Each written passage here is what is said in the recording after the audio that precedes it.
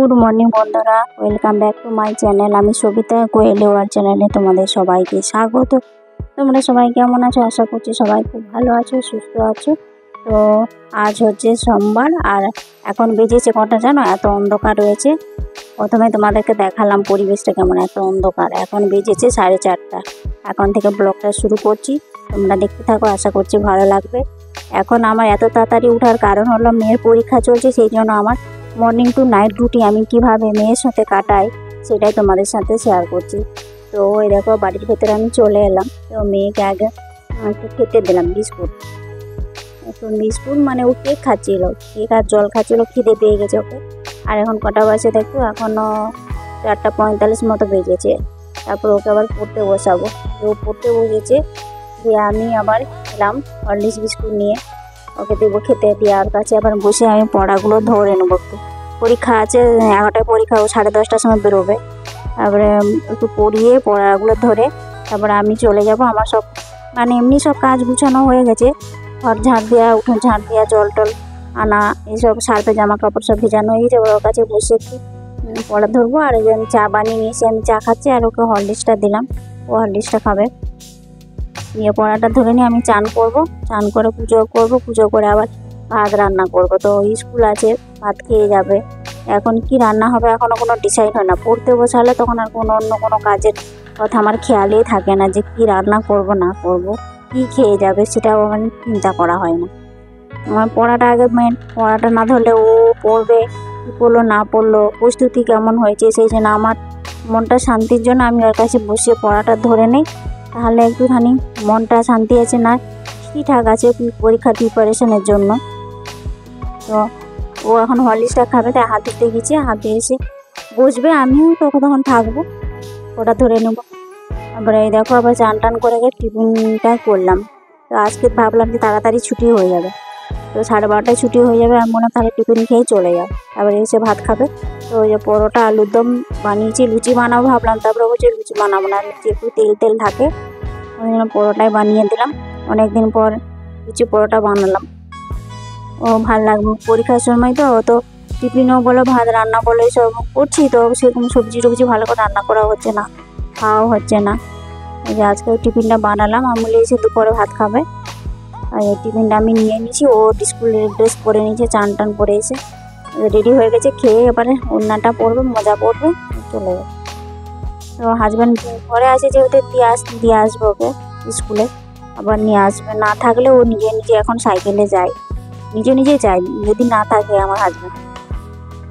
আমার পরোটা এগুলো খেয়ে নেই, ও স্কুল চলে যাবে, তারপর আমি রান্না বসাবো। একজন মানে কি বলবো, একজন মা হওয়া যে কত মানে দায়িত্ব, সে এখনই বুঝতে পারছি যে মা হওয়া সব দিক থেকেই সামলাতে হচ্ছে, সব দিকে নজর দিতে হচ্ছে, কোন কাজটা হলো না হলো সবার খেয়াল রাখতে হচ্ছে, তাই না? যারা মা তারাই বুঝতে পারে। আমরা তো প্রথমে আমরা ছোট ছিলাম, আমরা তো বুঝতাম না যে মা মানে এত দায়িত্ব। তো গল্প করতে করতে টিফিন খাওয়া হয়ে গেল আমার। আমি তাড়াতাড়ি করে খাচ্ছি, ওটা ওকে রেডি করে নিয়ে আমার সবজিও কাটা হয়নি, কিছু না। আমার হাজব্যান্ডের ওই গলায় ব্যথা লেগেছে না, তো এখন খাচ্ছে না এইসব খিচুড়ি। ওরা খেয়েছিল, খিচুড়ি বানিয়ে দিয়েছিলাম, সেই খিচুড়ি খেয়ে। তো মেয়ে পরীক্ষা দিয়ে চলে এসেছে। আর এই যে বিপত্তারিণী যে ব্রত দিয়েছিল, পুজো করেছিল, তাই একটা ধাগা দিয়েছে, প্রসাদ দিয়েছে। এই যে এখন 2টো মতো বেজে গেছে, তো বেঁধে দিয়ে ধাগাটা, আর হচ্ছে ও হচ্ছে খেয়ে নেবে। আর আজকে আমি দিনটা বলতে ভুলে গেছি, আজকে মঙ্গলবার, সরি, তখন সোমবার বলেছিলাম। আসলে ভিডিওগুলো করে নেই তো, আবার কোন দিনের কোন ভিডিওটা সেটা আর খেয়াল থাকে। পরে যখন ভিডিও আপলোড করি তখনই মানে গুলিয়ে যায় প্রকারের ভিডিও। ওকে বেঁধে দিয়ে ওরা প্রসাদটা খেয়ে নেবো। তো আমাদের বললাম না, মারা গিয়েছিল ওই যে আমার হাজব্যান্ডের দাদা, তো আমাদের 1 বছর এখন পুজো টুজো দেওয়া যাবে না। ও বাড়ির সামনে পাশের বাড়ি ওরা পুজো দিয়েছিল, ওরাই দিল আমাদেরকে। পরে আবার বলেছে তোমাদের দুজনের জন্য আবার ধাগা দিয়ে দেবে। মেয়ে পরে নিয়ে আসবে, ও মানে পেটটা দিতে যাবে ওদের বাড়িতে, তখন ও চেয়ে নিয়ে আসবে, ধাগা বেঁধে দিই। আর আমি শাড়ি পরেছি, তার কারণ হলো আমি শর্ট ভিডিও বানানোর জন্য শ্যুট করেছি, নাহলে তোমরা আমাকে কখনো শাড়ি পরতে দেখোনি। শাড়ি পরে আমি বাড়িতে থাকি না কখনো। শর্ট ভিডিও বানিয়েছিলাম তখন শাড়িটা পরে আছি, সেই জন্য বললাম না এখন পরা আছে তো থাক, আবার বিকেল বানাবো, সেই জন্যই শাড়িটা পরাই রয়েছে। আর ধাগাটা এত মানে হয়ে গেছে ছোটো, আমার হাতে পাচ্ছে না, বাঁধতে পারছে না ঠিকঠাক, অনেক কষ্ট করে বেঁধে দিলাম। এবার প্রসাদগুলো আমরা খেয়ে নিই। আর প্রসাদও আমার হাজব্যান্ডও খেতে পারছে না, ওই সুজি দিয়েছে, আম গলা দিয়েছে, সেগুলোই দিলাম, ওগুলো খেলো। গলা জিনিস ছাড়া এমনি শুকনো শক্ত করে জিনিস খেতে পারছে না, গলায় লাগছে। তো এখন দেখো আমরা খেয়ে দিয়ে রেস্ট করলাম, তারপরে দেখো বিকেলের দিকে মানে এখন কটা বেজে 4:30 5টা মতো বেজে গেছে, আর মেঘ করে রেখেছে অন্ধকার, কিন্তু বৃষ্টি হলো না। ওই সামান্য একটুখানি বৃষ্টি হলো, আর বৃষ্টি হয় না, ওই সঙ্গে সঙ্গেই শুকিয়ে গেল। মেঘ কেমন করে রেখেছে এরকম। সন্ধে হয়ে গেছে, আমি সন্ধে টন্ধে দিলাম, দিয়ে এবারে ভাত রান্না করতে হবে, তো গলা ভাত আবার করে দেবো। তো আমরা একটু খাবো, এখন সেই রুটি হলে রুটি করা যায়। সকালে রুটি ভাবলে ছিল মনে হচ্ছে পরোটা, বাইরে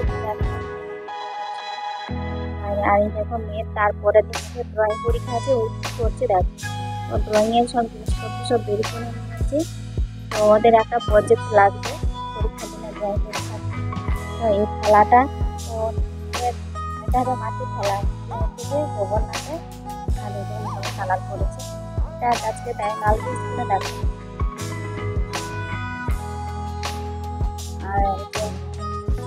আর তুলি রং সবগুলো নিয়েছি, ওদের এখন ওয়াটার কালার শুরু হয়ে গেছে, তো স্কুলও শুরু হয়ে গেছে, এই জন্য ওয়াটার কালারের সব জিনিসপত্র সব রেডি করে নিচ্ছে, সকালবেলা টাইম পাবে না। আর এইদিকে মানে খাটের এমন অবস্থা হয়ে গেছে, সব দিকে মানে জামা কাপড় বই খাতা মানে চারিদিকে ছড়িয়ে ছিটিয়ে রয়েছে। এদিকে রান্নাঘরে চলে এসেছি, ভাতটা বসিয়ে দেবো। তো ভাতটা বসানোর আগে ওই যে আটা নিয়ে এসেছিল, আটাটা এখন আমার মানে ওই আটা জারে ঢালা হয়নি, তাই ভাবলাম যে আটাটা আমি ঢেলে নিই, অনেকদিন ধরে বাইরে রেখেছি। আর ছোট ছোট ইঁদুর আছে না, ইঁদুরগুলো যে দেখছি না সবজি লঙ্কা কিছু রাখছি, তো এমনি প্যাকেটটাকে কেটে খেয়ে নিচ্ছে। আটাটাও ভাবলাম খেয়ে নিবে, এখন কেটে দিবে আটাটা, পড়বে নষ্ট হবে, তার চেয়ে দরকার নেই, আমার যেমন আটা জারে রেখে দেয়, বলে আটা জারে রেখে দিন। আমাদের 5 কিলো আটা, তো আমরা আশীর্বাদী আটাটা খাই, তো 5 কিলো আটাটা আমাদের 1 মাস চলে যায়। আমাদের সকালে রুটি তো খুব কমই খায়, রুটি পরোটা সব কম খায়, তো রাতেই যা রুটি খাওয়া হয়। তো ওটা হয়ে গেল, আটাটা রাখা, ওটা কৌটোটাকে আমি রেখে দিই, আর ভাতটা বসিয়ে দেবো। তো প্রেসার কুকারে ভাতটা বসালে ভালো তাড়াতাড়ি সিদ্ধ হয়ে যাবে, আর গলাও হবে। তো গলা করে দেবো, খাবে না। আর দুধ দিয়ে খাবে, বলছে যে দুধ দিয়ে আমি খাবো, তো গলা করে ভাতটা আমি বসিয়ে দিলাম। আর তারপরে মেয়ের কাছে বসবো, একটু পড়তে বসাবো। ও এখন তো মানে ভোরবেলা উঠেছে না, তো সন্ধ্যেবেলায় পড়তে পারবে না, তো বসবো এই একটুখানি 1 ঘন্টার মতো, ব্যাস তারপরে আবার নিয়ে যাবো। ভাতটা বসিয়ে দিয়েছি, ভাতটা হয়ে যায় বাসে। আর এদিকে মেয়ে বলছে যে আমার ওয়াটার কালারের জন্য আমার একটা নেকড়া লাগবে, তো ওটা আমি ওই বাবার গেঞ্জি ছিঁড়াটা ছিল সেটাকে কেটে ওকে ছোটো করে সাইজ করে দিচ্ছি, যাতে ওর নিতে ভালো হবে। আর এদিকে আমি ভাতটা বসিয়ে দিয়ে বাইরে উঠানে এসে বসেছি, ঠান্ডা পুরোটা অন্ধকার।